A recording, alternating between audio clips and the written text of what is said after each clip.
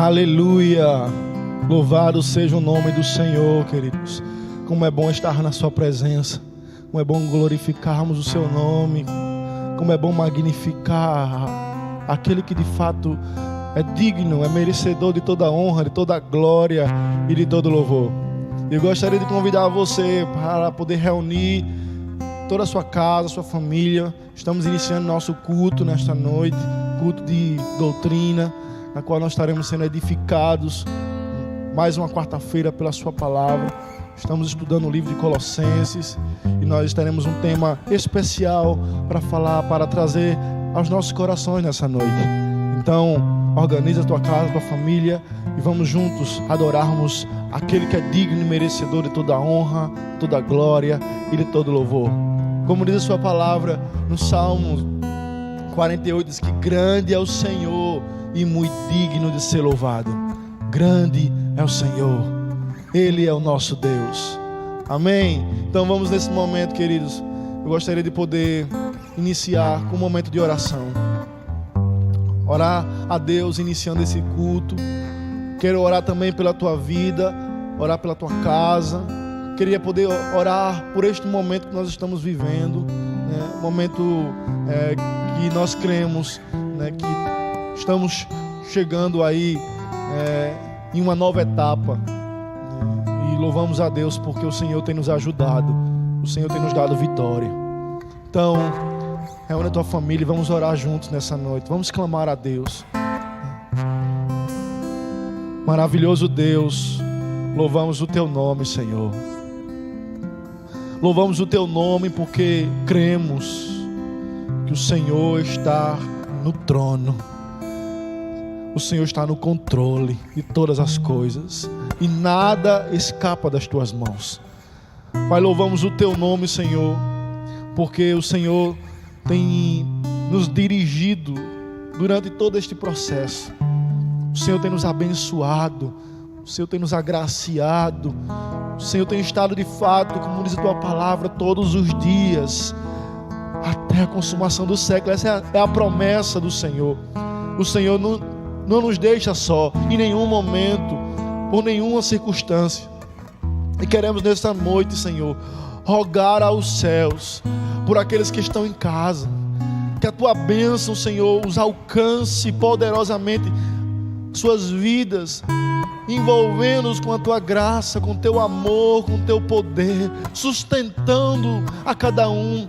Deus, aqueles que estão vivendo uma crise, né, de ansiedade, aqueles que estão vivendo uma crise de depressão, Deus, no nome de Jesus, manifesta a tua graça, do teu cuidado sobre a vida deles, que eles possam se sentir abraçados, fortalecidos pelo teu amor, Senhor. No nome de Jesus, ajude-os, sustente-os com a tua destra fiel. No nome de Jesus, queremos também te rogar por aqueles que estão enfermos. Pai, visite-os nesta noite, no nome de Jesus. Aqueles que estão em casa, aqueles que estão nos hospitais, aqueles que estão nas UTIs. Pai, no nome de Jesus, manifesta o teu poder. Nós cremos, Pai, no Jeová Rafá, no Deus que cura, no Deus que restaura toda a enfermidade. No nome de Jesus, manifesta o teu poder sobre a vida dos teus filhos. Pai, também queremos rogar por aqueles que estão enlutados, por aqueles que perderam algum ente querido neste dia. Pai, no nome de Jesus, que teu Espírito Santo os conforte, os fortaleça, os sustente com a tua mão poderosa nesta noite. Sabemos, Pai, que é um momento difícil, mas que o Senhor possa se manifestar na vida dessas pessoas, confortando, consolando, no nome de Jesus. Pai, queremos rogar a Ti também pela nossa nação. Pai, no nome de Jesus, manifesta o Teu poder, estabeleça o Teu reino sobre esta nação, sobre as autoridades constituídas sobre essa nação, sobre o poder executivo, legislativo, judiciário. Pai, no nome de Jesus, que haja temor em seus corações, que eles sejam guiados pelo Senhor, no nome de Jesus, nas suas decisões, Pai, naquilo que eles irão fazer, para da melhor maneira, Senhor, nós como nação sermos abençoados. Pai, no nome de Jesus, venha sobre nossas vidas, ajude-nos, Pai. Abençoe este momento de culto, abençoe o momento da palavra, do louvor. Pai, que o Teu Espírito Santo possa falar aos nossos corações, trazer a revelação da Tua palavra sobre nossas vidas nessa noite. Pai, no nome de Jesus, manifesta o Teu poder. No nome de Jesus nós te oramos, Pai, e te agradecemos. Amém e amém. Deus te abençoe, querido, no nome de Jesus. Gostaria de poder estar meditando na sua palavra nessa noite, no Salmo 46. É uma passagem bastante conhecida, mas é uma passagem que se renova todos os dias em nossas vidas. Mostra o poder de Deus, o senhorio de Deus sobre nossas vidas. O Salmo 46 diz assim: Deus é o nosso refúgio e fortaleza, socorro bem presente nas tribulações. Portanto, não temeremos, ainda que a terra se transtorne e os montes se abalem no seio dos mares, ainda que as águas tumultuem e espumejem, e na sua fúria os montes se estremeçam.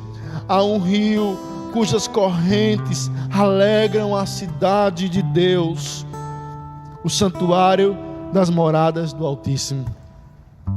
Deus está no meio dela, jamais será abalada. Deus a ajudará desde antemanhã. Bramam nações, reinos se abalam. Ele faz ouvir a sua voz e a terra se dissolve. O Senhor dos exércitos está conosco. O Deus de Jacó é o nosso refúgio. Vinde, contemplai as obras do Senhor, que assolações efetuou na terra. Ele põe termo à guerra até os confins do mundo, quebra o arco e despedaça a lança, queima os carros no fogo. Aquietai-vos e sabei que eu sou Deus, sou exaltado entre as nações, sou exaltado na terra. O Senhor dos exércitos está conosco, o Deus de Jacó é o nosso refúgio. Aleluia! Como é bom poder confiar nesta palavra, queridos. Como é bom poder confiar no poder deste Deus e saber que Ele todo o tempo tem renovado o seu cuidado para com nossas vidas. Então que Deus te abençoe nesta noite, e vamos estar nesse momento adorando ao Senhor, louvando e bendizendo ao nome do Senhor. Então abra o teu coração, querido, abra o teu coração, teus ouvidos estejam sensíveis a ouvir aquilo que o Espírito de Deus quer falar conosco nesta noite. Então estejam sensíveis. Eu sei que dentro de casa há muitas distrações, há muitas coisas que vai nos tirar a atenção, o foco, mas se esforce nesse momento, feche os teus olhos para as distrações e foque neste momento naquilo que o Senhor quer falar poderosamente ao teu coração. Eu acredito que é coisa poderosa de Deus para nós nessa noite. Amém? Vamos ouvir o louvor nesta noite no nome de Jesus.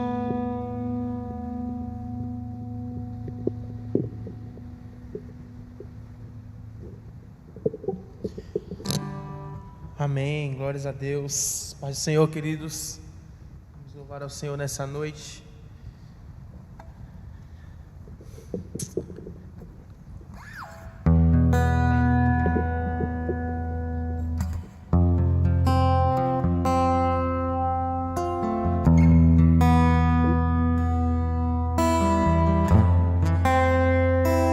Você possa cantar comigo assim? Conheci um grande amigo, Ele é filho de Deus Pai. O seu nome é Jesus Cristo, e nele a gente pode confiar.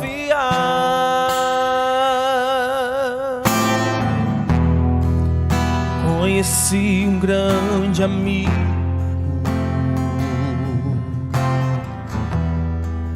Ele é filho de Deus Pai. O seu nome é Jesus Cristo, e nele a gente pode confiar. Diga o nome dele, Jesus Jesus, nele a gente pode confiar.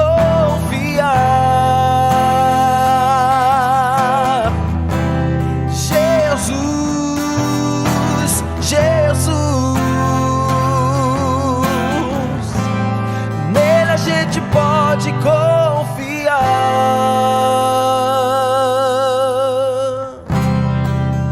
Conheci um grande amigo, ele é filho de Deus Pai.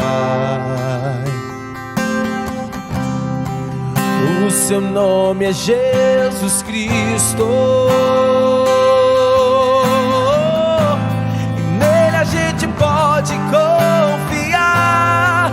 A gente pode confiar. Jesus, Jesus, nele a gente pode confiar. Jesus, Jesus, nele a gente pode confiar.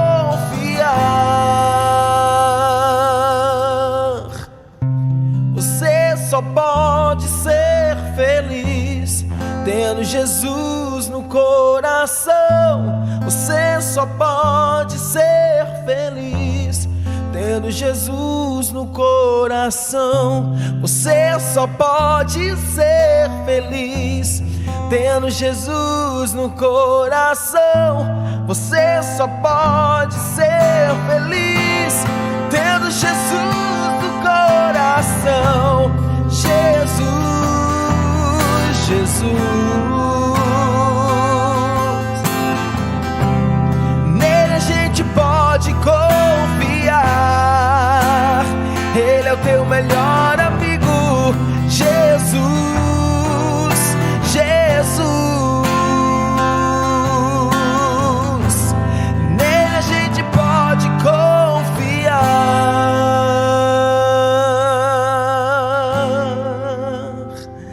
Aleluia, glórias a Deus. Só em Jesus Cristo nós podemos confiar. E hoje, nesse dia, foi a minha canção de devocional, uma música de 1995, eu não era nem nascido ainda, mas que fala justamente sobre a nossa confiança, sobre nós sermos amigos de Deus. E é um corinho bem fácil, eu queria compartilhar com os irmãos, que realmente, por mais que seja pequeno, é algo que é muito forte, que nós possamos fazer com que seja a nossa oração todos os dias, em nome de Jesus. Ele diz assim: não existe nada melhor do que ser amigo de Deus, caminhar seguro na luz, desfrutar do teu amor, ter a paz no coração, viver sempre em comunhão e assim perceber a grandeza do poder de Jesus, o bom pastor.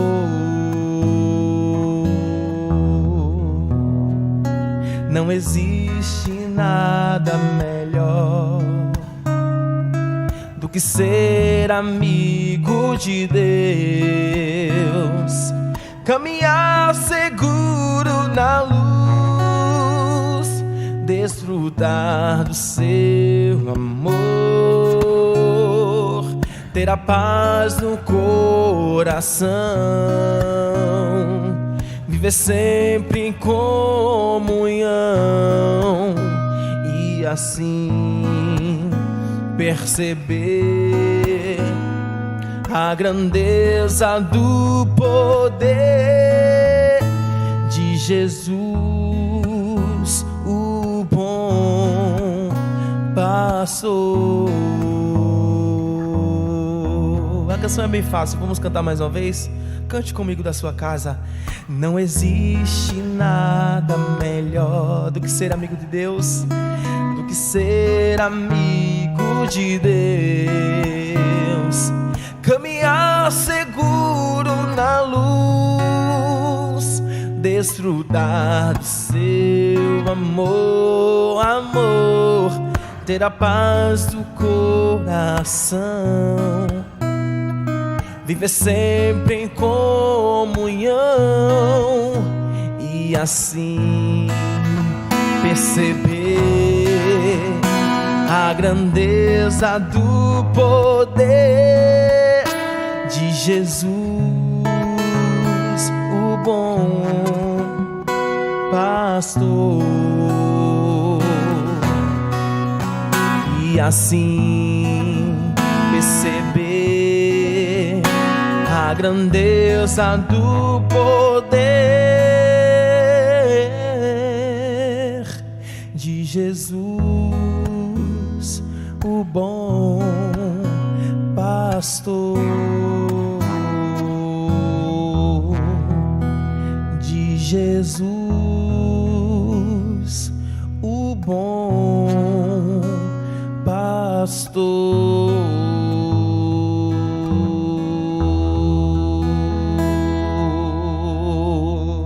Glória a Deus. Tudo que nós fazemos deve ser de coração, e é isso que a próxima canção que eu vou cantar fala, que é de coração. Tudo que eu fizer a Jesus de Nazaré, tudo que você se propor a fazer, não só para Jesus, mas até mesmo para as pessoas, que você possa fazer como se estivesse fazendo para Jesus, porque sim, você fará de coração e você fará o melhor. Vamos cantar em nome de Jesus.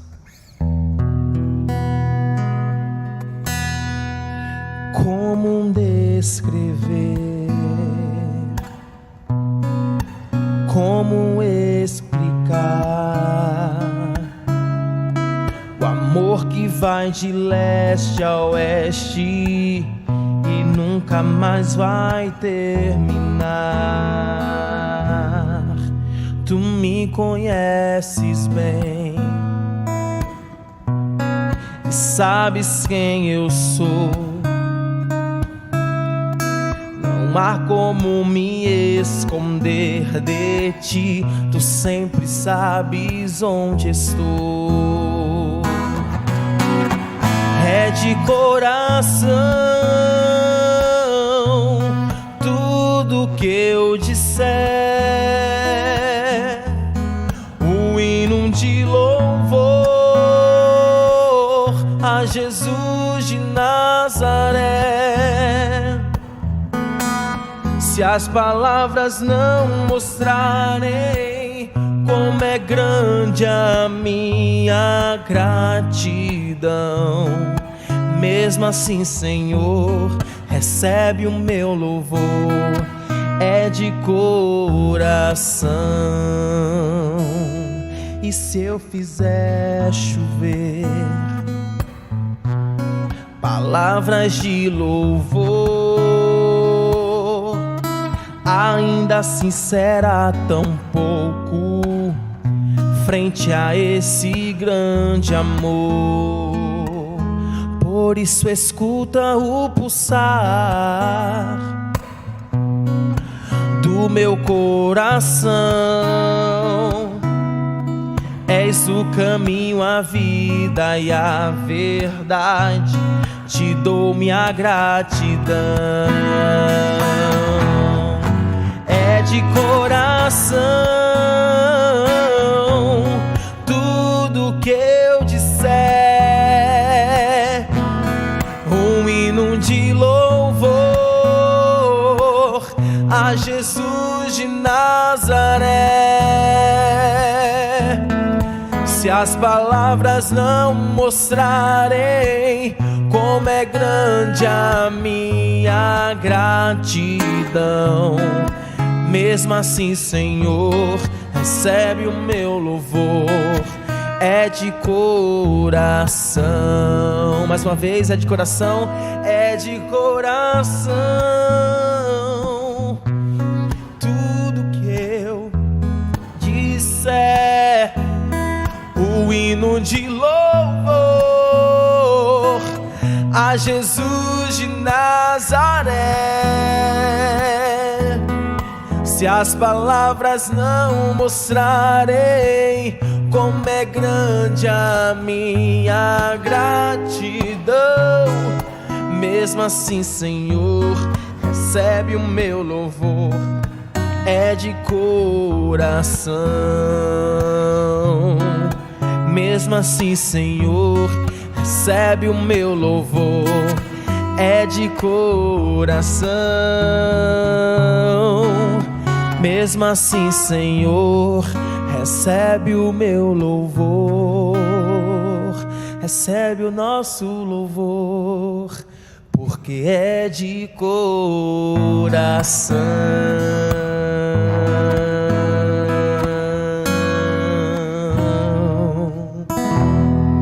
Que o Senhor possa receber o meu e o seu louvor, mas ele precisa ser sincero e ser de coração. Amém. Louvado seja o nome de Jesus.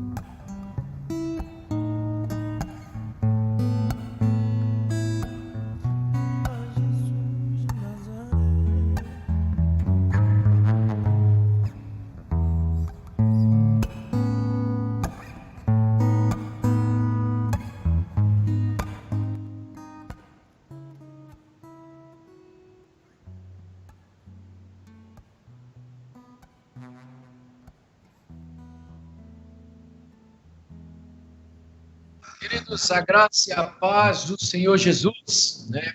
Graças a Deus, estamos aqui mais uma vez, na Igreja Batista Missionária em Paratibe.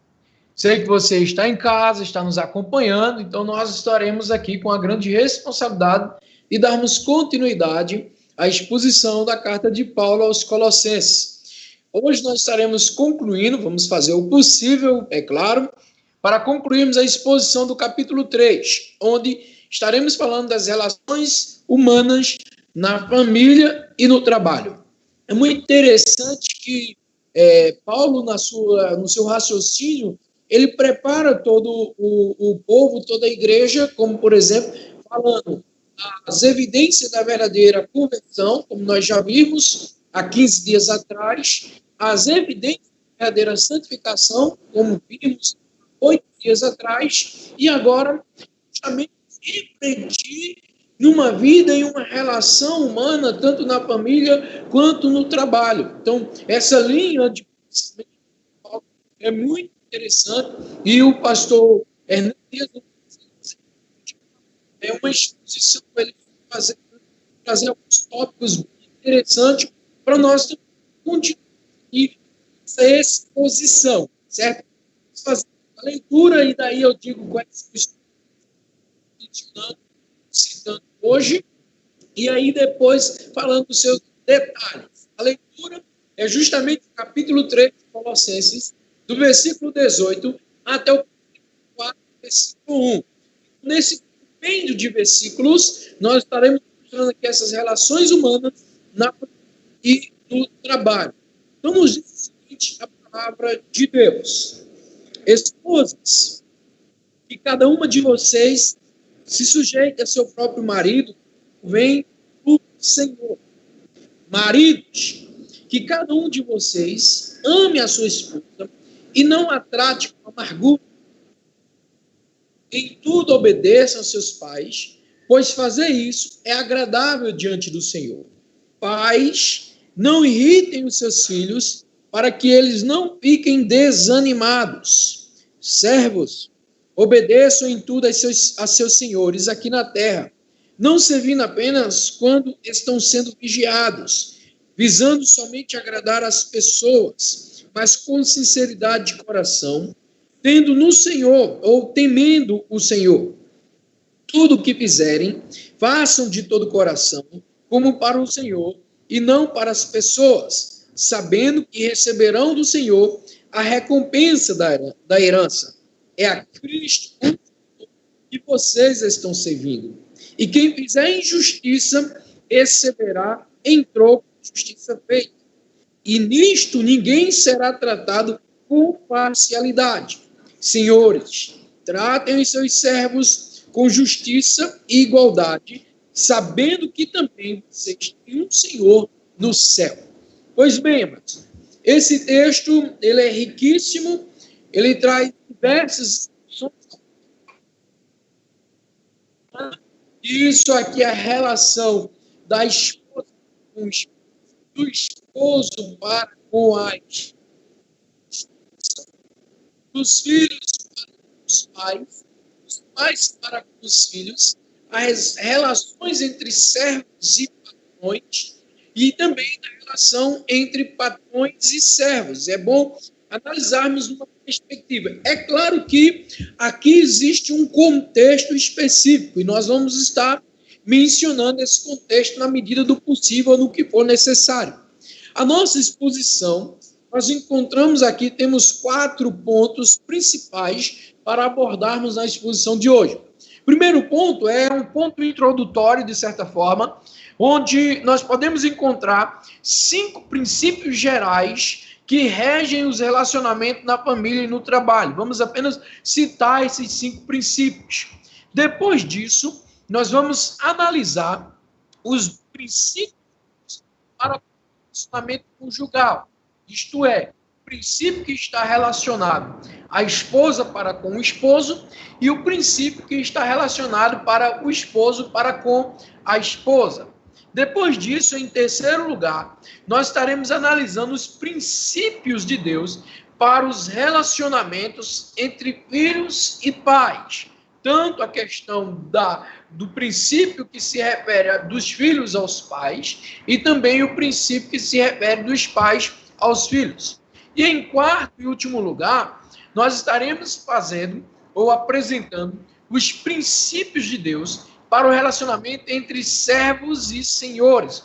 Nesses textos, nós estaremos já fazendo, à medida de cada princípio ou de cada ponto que vamos apresentar aqui, nós estaremos já fazendo algumas aplicações e principalmente fazendo uma certa contextualização para os dias de hoje. Então, bem, é bom lembrar que essa questão das relações humanas entre família e trabalho, o apóstolo Paulo não aborda apenas aqui em Colossenses. Um dos textos que também é mais conhecido sobre esta relação é o texto de Efésios, capítulo 5, a partir do versículo 22, até o capítulo 6, versículo 9. O apóstolo Paulo vai estar trazendo justamente essas relações também. Em 1 Timóteo, capítulo 2, do 8 ao 15, também o apóstolo Paulo faz menção de apresentar alguns princípios desse, ou de mostrar essa relação. Timóteo, capítulo 6, 1 Timóteo também, capítulo 2, do 9 ao 10, é outro texto, e 1 Pedro, capítulo 2, versículo 12, e capítulo 3, versículo 7, também aborda essa relação da família, aborda esses princípios. Então, não é apenas aqui, tá certo? Aqui nós vamos olhar, é óbvio, no contexto do que o apóstolo Paulo já vem nos apresentando e toda esta exposição em Colossenses. Por isso que vamos atentar mais para esse texto, vamos abordar essa relação, tanto em família quanto a relação no trabalho, mas nessa perspectiva de Colossenses. Então, a princípio, ou em primeiro lugar, na verdade, nós podemos ver aqui os princípios gerais que regem os relacionamentos na família e no trabalho. Isso pode ser aplicado para qualquer pessoa. São 5 básicos que o pastor Hernandes Dias Lopes nos mostra, mas ele faz, na verdade, através desses 5 princípios, ele está fazendo uma citação. Os 3 primeiros princípios é uma aplicação de William Hendrickson, do seu comentário também sobre a carta de Colossenses, e os 2 últimos princípios é justamente de William Barclay, do seu comentário também sobre esses princípios, ou seja, são 5 princípios, 3 de William Hendrickson e 2 de William Barclay, tá certo? Então, os primeiros princípios gerais da família, baseado justamente nessa carta de Colossenses, é que, primeiro, Cristo concedeu-nos um novo poder. Então, vejam bem, nós entendemos que a família, o princípio que rege a família hoje é o poder que Cristo nos concede. E é justamente o poder de Cristo. Nós concluímos aqui a semana passada falando sobre as evidências da verdadeira santidade, é que justamente nós fazemos uso das ordenanças de Cristo. E quais foram as ordenanças? Só para nós lembrarmos aqui. Que nós devemos fazer tudo, justamente, ele vai falar, na palavra de Cristo, no nome de Cristo, justamente mostrando quais são esses poderes. Então, para a família hoje, tudo que fazemos, ou o princípio que rege a família...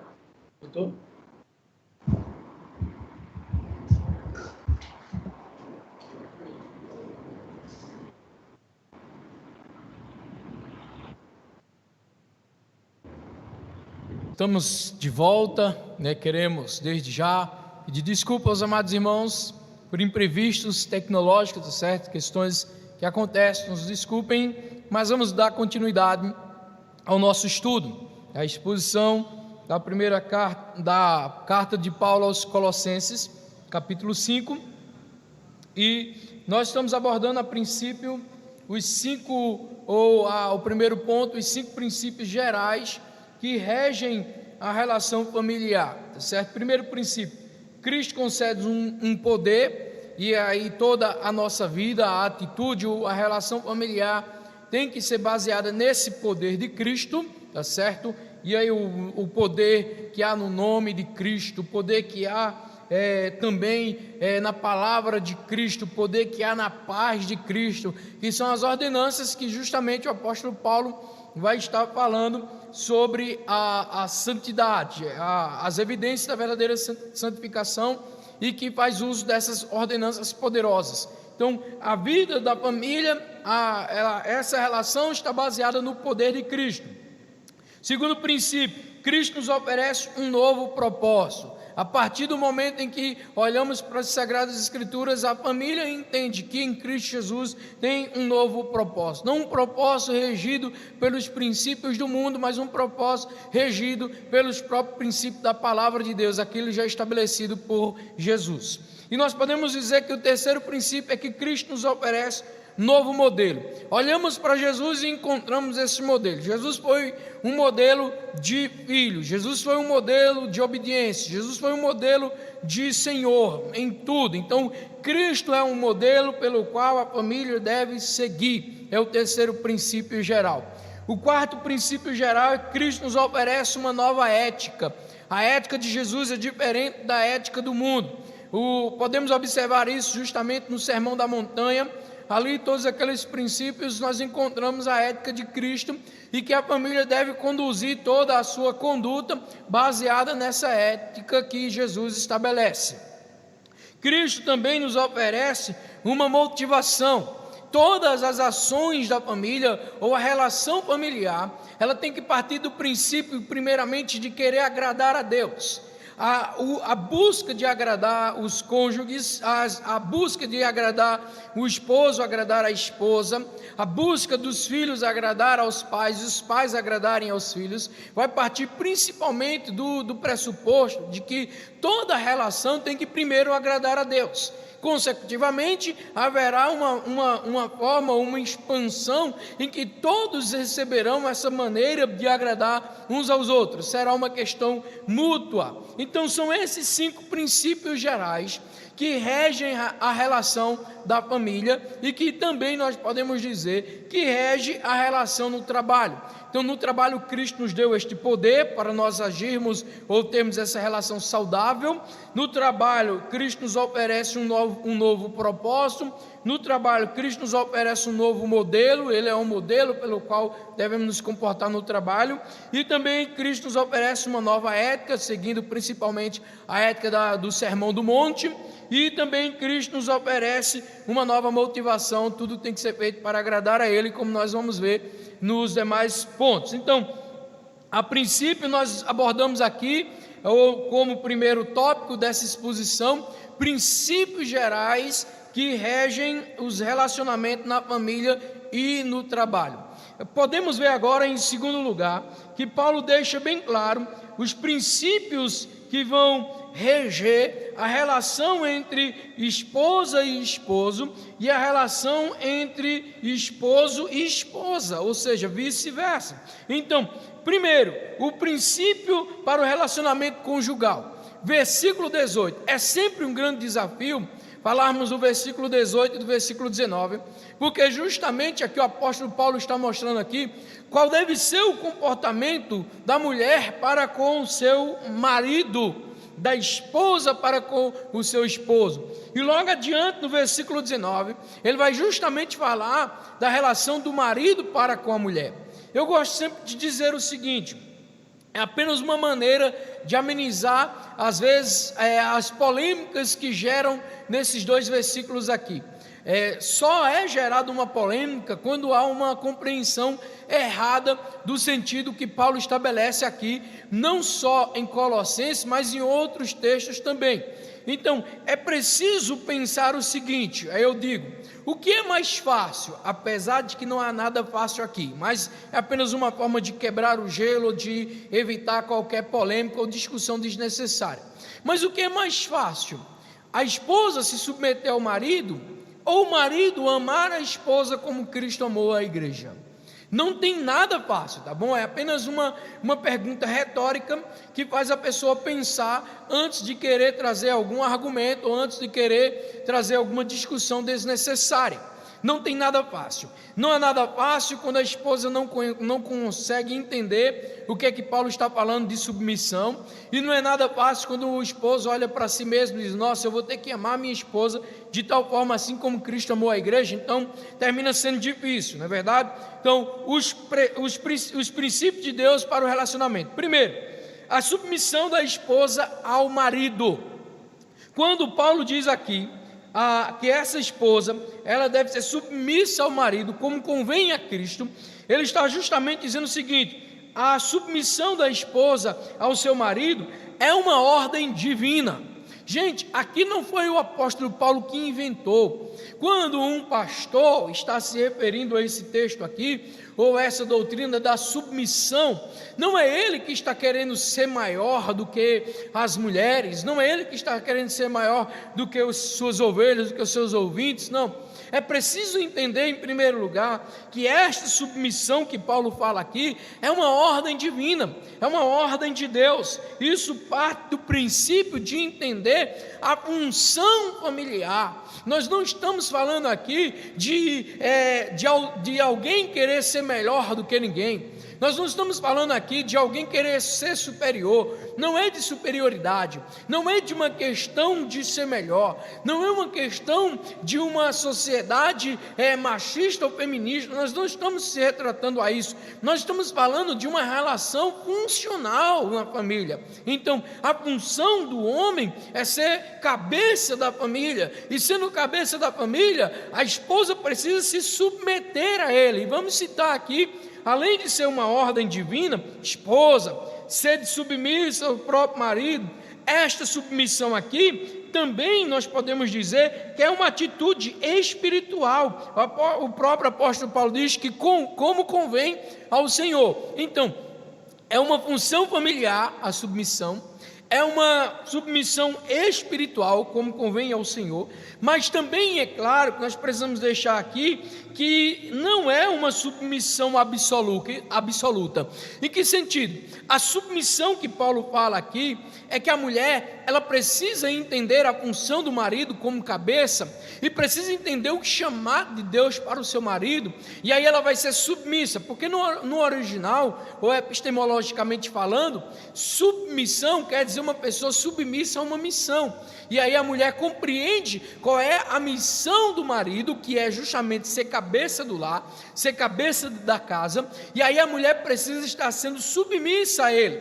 E aqui não quer dizer que o homem ele vai ter que ser um ditador, que o homem vai ter que ser alguém que acha que sempre a última palavra dele vai ser a palavra final. Não, ele pode consultar a esposa. Agora, como cabeça, ele tem que tomar a frente, ele tem que ser responsável, ele tem que realmente assumir isso. Mas ele não vai aqui denegrir a imagem, ele não vai fazer com que a mulher se sinta inferior. Não, não é isto. Essa submissão aqui está falando de uma questão funcional, como eu falei. A esposa reconhecer a função do marido no lar. É uma submissão espiritual, assim como a esposa. Isso aqui é bem importante. Veja só, eu não consigo conceber a ideia de que uma esposa que se converteu realmente a Cristo, é submissa a Cristo, é submissa à palavra, jamais esta mulher será insubmissa ao seu marido, no que concerne a entender a função do marido, e no que concerne a ser uma submissão espiritual, e no que concerne a ser uma submissão não absoluta, no sentido de que, se o marido passar a exigir algo que vai transgredir a própria palavra, algo que vai transgredir a ética cristã, algo que vai transgredir o respeito, o amor e outras coisas, então essa submissão não deve ser seguida ou não deve ser obedecida, tá certo? Então, a primeira questão aqui desse princípio da relação conjugal é justamente a submissão da mulher ao marido, tá certo? Deixamos bem claro aqui, qualquer dúvida nós vamos tirar ao final dessa mensagem, se assim houver tempo, ou se não em outro momento, para esclarecermos melhor.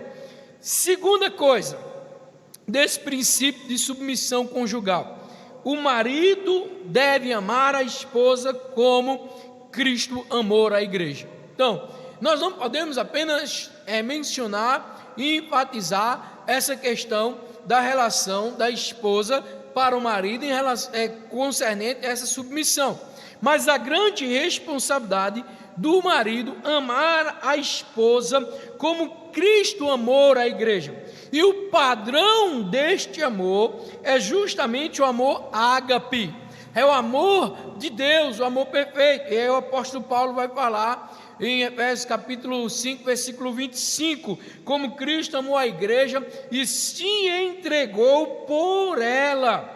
Ou seja, a missão do marido, a responsabilidade é grande.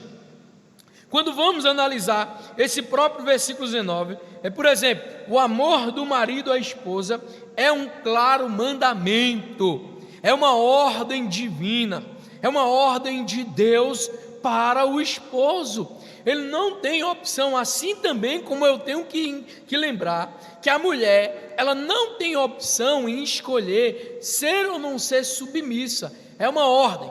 Casou, minha filha, então tem que ser submissa ao marido no que concerne a função familiar, no que concerne a uma submissão espiritual e no que concerne, é claro, a uma submissão que não está afringindo os princípios bíblicos. Então, é uma ordem, não tem escolha. Assim também, casou, meu filho, você agora recebeu uma grande ordem. Qual é a ordem divina? Ame a sua esposa, assim como Cristo amou a igreja. Então, a responsabilidade é grande, é um mandamento. Marido, amai a vossa esposa. E essa submissão, o marido não pode agredi-la. É um amor tão forte, é um amor tão genuíno, que jamais esse marido vai querer agredir a sua esposa, quer seja por palavra ou quer seja por atitudes. Lembrem do que eu já falei. O apóstolo Paulo segue uma linha de raciocínio. Se houve uma verdadeira conversão, se houve uma verdadeira santificação, então isso é um reflexo no lar, gente. Se a mulher, ela se converteu de verdade, se a mulher vive uma vida santa de verdade, ela será submissa ao seu esposo, haverá esse reflexo no seu comportamento. Se o marido realmente, ele houve uma conversão verdadeira, genuína, ele vive essa vida santa, haverá o reflexo no amor para com a esposa. Jamais ele vai querer agredir esta mulher, jamais ele vai querer ferir esta mulher, quer seja por palavras ou quer seja por atitudes. Olha, há uma incongruência inadmissível quando olhamos às vezes para os lares cristãos, quando se refere ao comportamento, a forma de lidar, a forma de respeitar, a forma de amar. Não é algo que a gente vai bater palmas, não. Se você realmente entende qual é a ordem, qual é o mandamento de Cristo, o seu lar, como alguns dizem aí, nessa seguinte expressão, o meu lar é um pedacinho do céu. Tem que ser justamente isso, porque o comportamento do esposo e da esposa tem que ser regido por esse princípio aqui, o princípio da relação conjugal, o princípio em que a mulher reconhece que tem que ser submissa ao seu marido, à missão do seu marido, e o princípio de que o marido reconhece que tem que amar a sua esposa assim como Cristo amou. E se você ama, você não vai agredir, se você ama, você não vai ferir, pelo contrário, em Efésios Paulo vai dizer que quem ama o seu corpo vai alimentar, porque justamente assim é a relação do esposo para com a esposa. O amor do marido à esposa o impede de agredir. Então diz: não as trateis com amargura, ou seja, não faça com que ela sofra, não faça com que ela venha realmente passar por poucas e boas. Não, se você entende que você realmente tem esse chamado, está casado, está buscando essa relação familiar saudável, essa relação tem que estar pautada justamente nesse princípio que o apóstolo Paulo traz aqui, versículo 18 e 19 do capítulo 3 de Colossenses, o princípio da relação conjugal. Mulheres, sejam submissas aos seus maridos. Uma submissão porque compreende a função, é funcional. Essa submissão ela é funcional. Está falando aqui de uma função dentro do lar, dentro da família. Essa função é espiritual, como convém a Cristo. Assim como você se submete a Cristo, se submete à palavra, você tem que submeter ao seu esposo, é claro, naquilo que não transgride a lei do Senhor, naquilo que não transgride a própria palavra.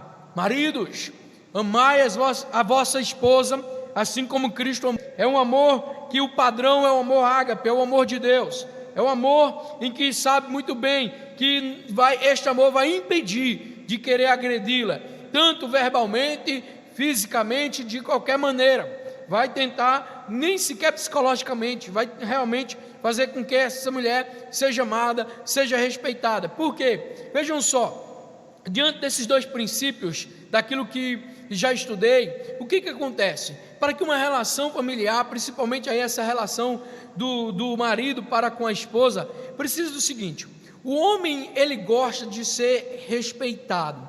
É uma das coisas que o homem mais gosta, é quando a mulher o respeita, e a mulher quer ser amada. Quando se obedece a esses princípios, o relacionamento conjugal ele tem 80%, 90% para ele ser saudável. Claro que haverá os conflitos, os problemas, que é natural da relação conjugal, mas quando a mulher ela respeita o seu marido, e principalmente partindo desse questão aqui da submissão, e quando o homem ama a sua esposa, lembre-se, a mulher ela quer ser amada, ela quer ser elogiada, o homem quer ser respeitado, tá certo? Então não invente, porque às vezes eu percebo em algumas relações, quando as mulheres elas desrespeitam o marido com palavras, com atitudes, e às vezes na frente de amigos e de outra pessoa. Pelo amor de Deus, não faça isso. Homens, ame a esposa, ame, honre, proteja, cuide. Este é o princípio fundamental, certo? Então vamos lá, por causa do nosso tempo. Terceiro ponto: princípios de Deus para os relacionamentos entre filhos e pais, versículo 20 e 21. Então, versículo 20 vai partir do pressuposto de que, qual é a questão que Paulo fala sobre os filhos, o que é que se exige dos filhos para esta relação familiar? Que os filhos sejam o quê? Obedientes aos seus pais. Versículo 20: filhos, Obedeça aos seus pais em tudo, por isso agrada ao Senhor. Ou seja, o que se quer dos filhos para que haja um bom relacionamento familiar, e principalmente nessa questão de filhos e pais, é a obediência. Por quê? A obediência também aqui nós podemos destacar, é imperativa, é uma ordem, desde Gênesis, desde o Antigo Testamento, que nós encontramos princípios que os filhos devem obedecer aos pais. Deuteronômio, Êxodo, ali no Decálogo, nos 10 mandamentos, nós observamos que um dos princípios, ou das ordens ou dos mandamentos, é que os filhos devem o quê? Obedecer aos seus pais. A obediência aos filhos deve ser abrangente em tudo. Eu não devo obedecer naquilo que eu acho que é bom, naquilo que eu acho que eu quero. Não deve ser uma obediência rigorosa ou não, eu vou obedecer porque é o jeito. Não, essa obediência ela tem que ser agradável, tem que ser voluntária. O filho tem que compreender que seus pais estão procurando o melhor. Então, se ele está exigindo algo que está dentro dos princípios bíblicos, está dentro daquilo que Jesus já determinou, já nos ensinou, então a responsabilidade dos filhos, ou o princípio que os filhos devem seguir, é justamente a obediência aos seus pais. Vejam só, quando os filhos desobedecem aos seus pais, haverá um reflexo total na sua vida. Ele tem dificuldade de obedecer o patrão, tem dificuldade de obedecer os mais velhos, tem dificuldade de obedecer outras pessoas. Isso é claro. Então, muitas das vezes a desobediência, a rebeldia dos filhos é um reflexo da relação com os pais. Quando não há esta boa relação, infelizmente, quando você percebe, aquela pessoa ela tem dificuldade de seguir regras, tem dificuldade de seguir princípios e tem dificuldade de obedecer os seus superiores. Tem dificuldade de obedecer professores, tem dificuldade de obedecer encarregados, tem dificuldade de obedecer o patrão, tem dificuldade de obedecer os mais velhos. Isso aí já acende uma luzinha. Possivelmente a relação com os pais não tem sido boa ou não foi boa, e aí a gente sabe qual é o resultado. Mas quando o filho ele é obediente aos pais, você percebe a relação social, você percebe até mesmo, tem aquela dica que sempre falam aí, moça, você que está querendo casar, observe se aquele pretendente é um bom filho, observe se ele realmente obedece aos seus pais, se ele tem prazer em obedecer, porque se ele tem prazer em obedecer, ele vai fazer o possível para lhe fazer feliz. Isso aí parte também desta relação. Então, filhos, o que se pede dos filhos? Obediência. Isso é um imperativo, isso deve ser abrangente em tudo, isso deve ser com um propósito exclusivo de agradar a Deus. Porque se você procura obedecer aos seus pais, na perspectiva de que essa obediência é voluntária, essa obediência é satisfatória, porque sabe que vai agradar a Deus, isso aí é fundamental. Qual é o princípio para os pais? A comunicação entre os filhos. É fundamental que os pais mantenham essa comunicação saudável. Versículo 21, o apóstolo Paulo vai dizer: pais, não irriteis os vossos filhos, para que não fiquem desanimados. Então, pais, você quer ver o seu filho sendo bem sucedido? Você quer ver o seu filho sendo um ótimo cidadão? Você quer ver a sociedade seguindo saudavelmente? Então não irrite o seu filho, não provoque a ira do seu filho, tenha uma boa relação. O apóstolo Paulo deixa aqui essa forma. O que é essa irritação? No original, no grego, irritação é o desejo de provocar, é aquele pai que gosta de estar implicando com o filho em tudo. Meu Deus, não sabe elogiar, não sabe incentivar, não sabe que mesmo que às vezes cometeu algum erro, deve chegar e dizer: meu filho, você errou por causa disso, por causa daquilo, mas estamos aqui, vamos lhe ajudar, vamos seguir adiante. Não usa a expressão: você é burro, você é isso, você é aquilo. Pare com isso.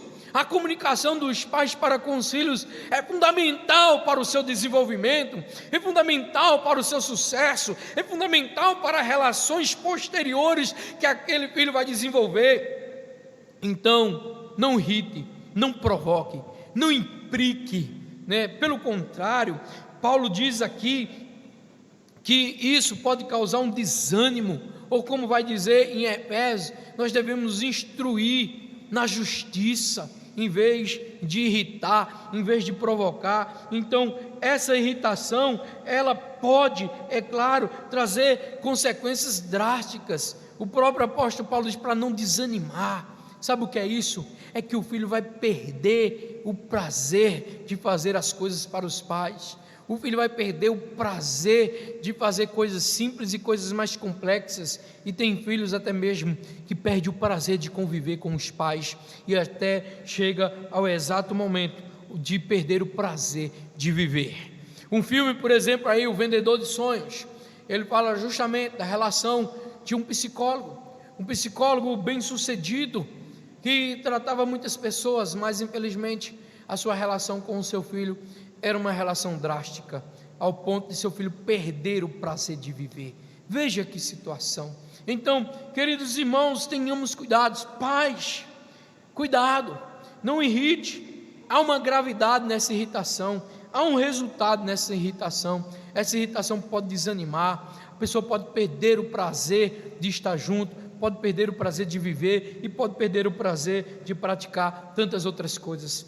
Amados, o quarto ponto, ou os princípios de Deus para o relacionamento entre os servos e senhores, está aqui bem claro.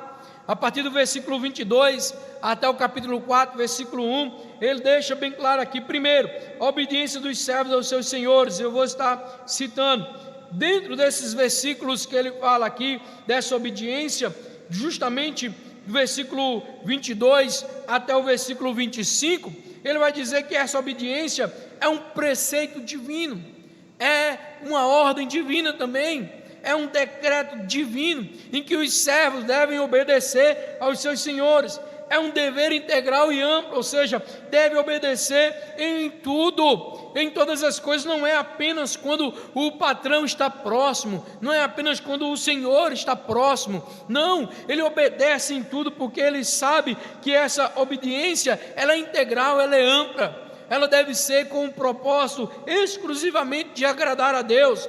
Essa obediência, ela tem que ser sincera, ela tem que ser transparente. Esta obediência, ela também deve ser espiritual, porque a partir do momento em que o servo está obedecendo ao seu Senhor, ele compreende que essa obediência é assim como que ele estivesse obedecendo ao Senhor, é assim como que ele estivesse obedecendo ao próprio Deus, e agora ele está obedecendo ao seu patrão. E esta obediência, ela tem galardão. O próprio Deus, saiba de uma coisa, você que é submisso a um encarregado, a um patrão, quer seja o nível, qualquer que seja que ele esteja ocupando, saiba de uma coisa, a sua principal recompensa vem de Deus. O seu salário, até o mesmo seu salário, ele vem de Deus. É Deus que usa aquela pessoa para que ela pague o seu salário, mas ele vem de Deus, e aí é uma recompensa maior.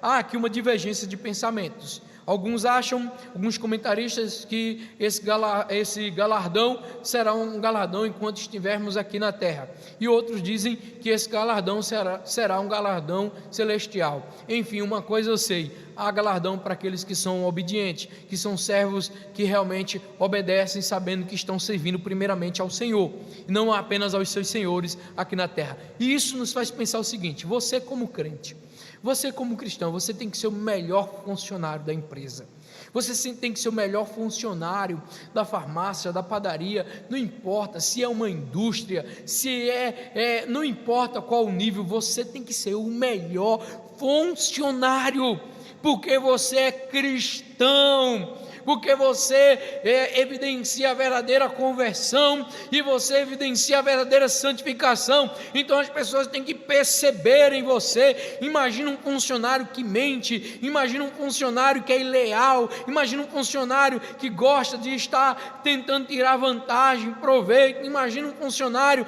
que não segue os princípios, as normas que as Escrituras determinam na sua relação com o patrão. Você, eu, todos que conhecemos as Sagradas Escrituras, devemos ser os melhores funcionários. Os patrões devem olhar assim: que orgulho, eu gostaria de ter outros funcionários como este aqui. e não aqueles que o funcionário olha assim e diz misericórdia.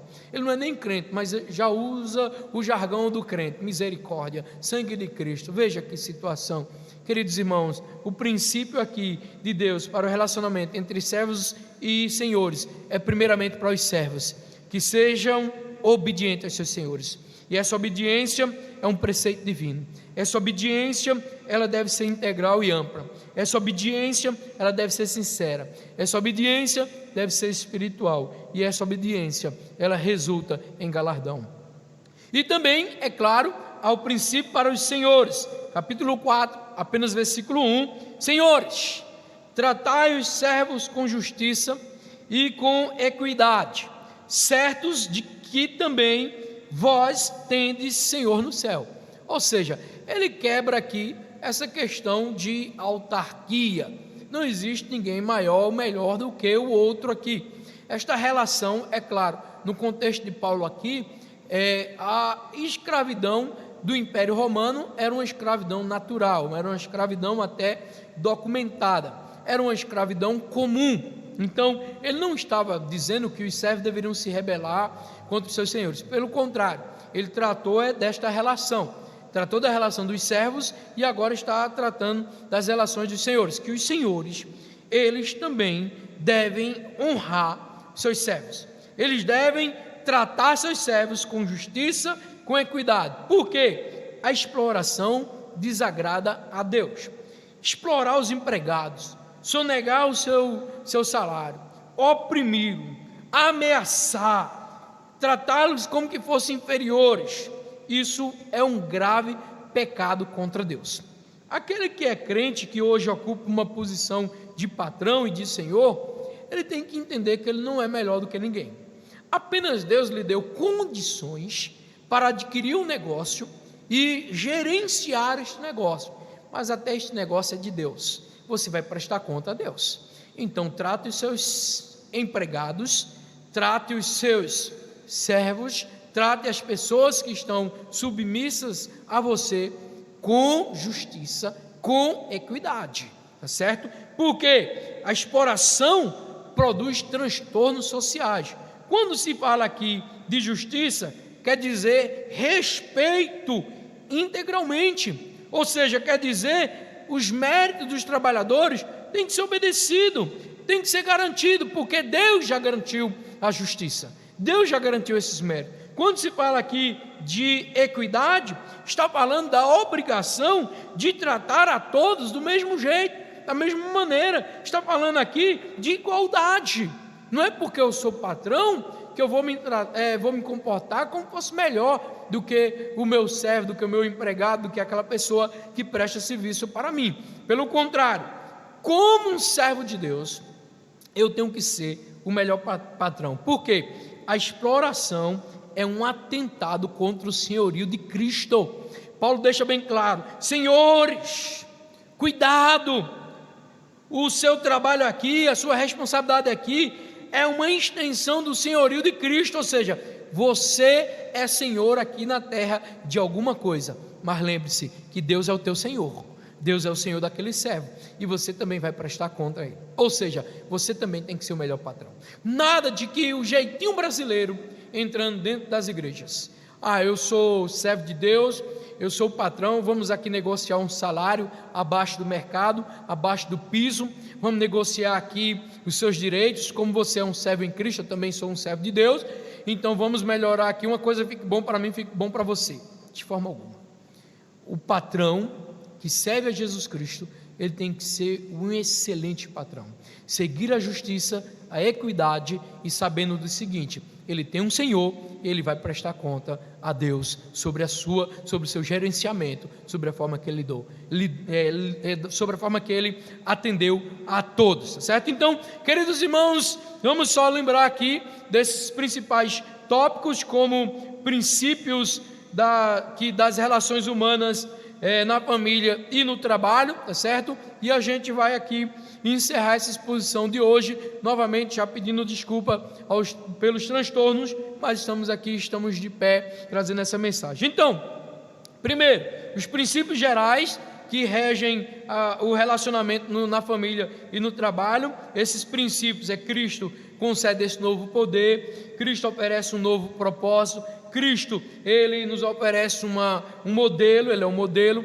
Cristo nos oferece uma nova ética e Cristo nos oferece uma motivação. Tudo que viermos fazer tem que ser para agradar a Deus. Segundo, os princípios de Deus para a relação, para o relacionamento conjugal. Mulheres, submissa ao seu esposo, tá certo? Essa submissão, lembrando, é funcional, essa submissão é espiritual e essa submissão não é absoluta, porque se seu esposo pedir para fazer alguma coisa que vai de encontro aos princípios bíblicos, então você não é obrigada a obedecer.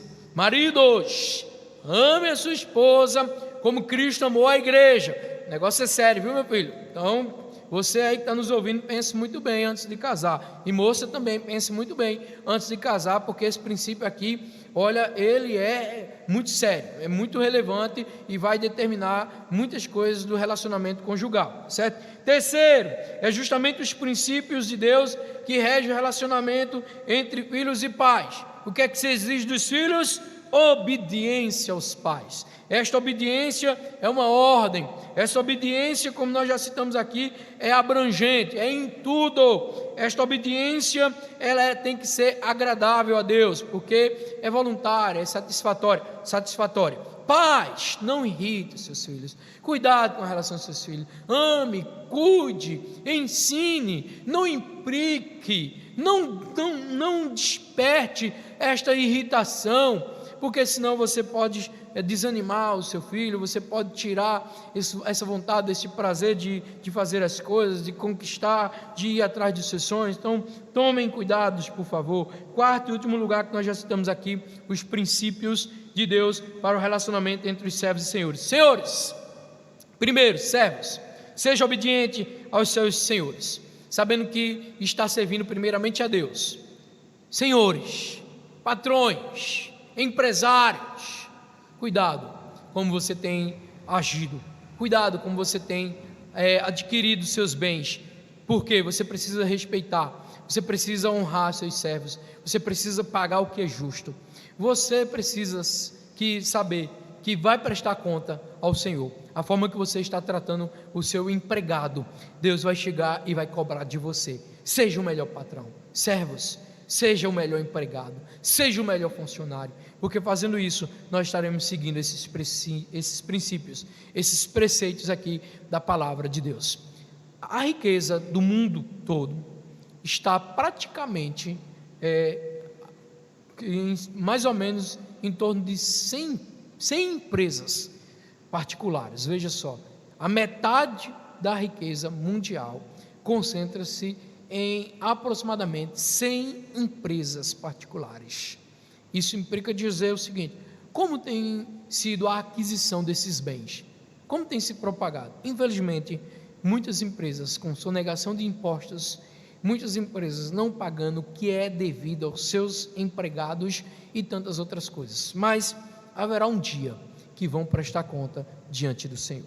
Queridos irmãos, esta é a mensagem de hoje, a exposição de Colossenses, capítulo 3, do versículo 18 até o capítulo 4, versículo 1, tá certo? Que Deus assim nos abençoe, devido aos nossos imprevistos. Hoje não temos nenhuma pergunta, tá certo? E vamos já estar encerrando, orando a Deus e já agradecendo por você estar nos acompanhando.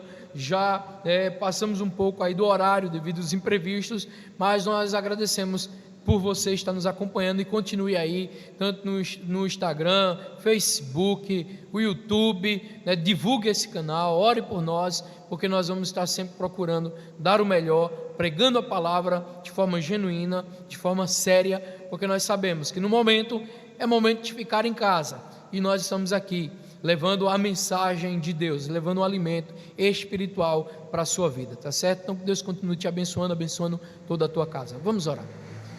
Pai, no nome de teu Filho Jesus, te damos graças pelo culto de hoje, damos graças por tudo, Pai.